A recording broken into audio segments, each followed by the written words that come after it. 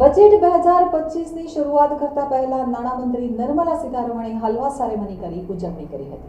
નાણાકીય વર્ષ 2025-26નું સામાન્ય બજેટ આવતા મહિનાની પહેલી તારીખે રજૂ થવાનું છે. શુક્રવારે પરંપરાગત હલવા સમારંભ સાથે બજેટ બનાવવાની પ્રક્રિયા સત્તાવાર રીતે શરૂ થઈ હતી. દેશમાં બજેટ 2025 તૈયાર કરવાની અને રજૂ કરવાની પ્રક્રિયા શુક્રવારે સત્તાવાર રીતે શરૂ થઈ ગઈ છે.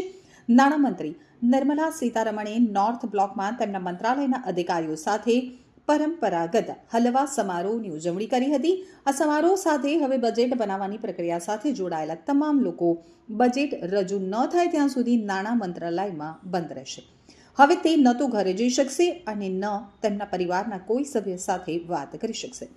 હલવા સમારોહ સાથે નાણાકીય વર્ષ 2025-26 માટે બજેટ ડોક્યુમેન્ટ્સને અંતિમ સ્વરૂપ આપવા અને પછી છાપવાનું કામ શરૂ થાય છે.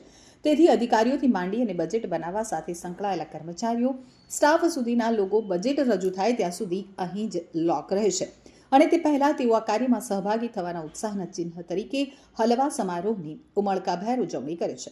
તો આ અવસર પર નાણામંત્રી નિર્મલા સીતારમણ પોતે તેમના મંત્રાલયના અધિકારીઓ અને કર્મચારીઓ સાથે હલવા સેરેમની મનાવે છે.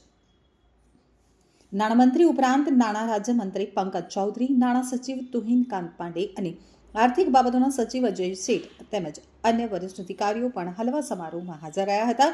બજેટ રજૂ થયા બાદ સામાન્ય લોકો કેન્દ્રીય બજેટ મોબાઈલ એપ ઉપર કેન્દ્રીય બજેટના તમામ દસ્તાવેજો મેળવી શકશે.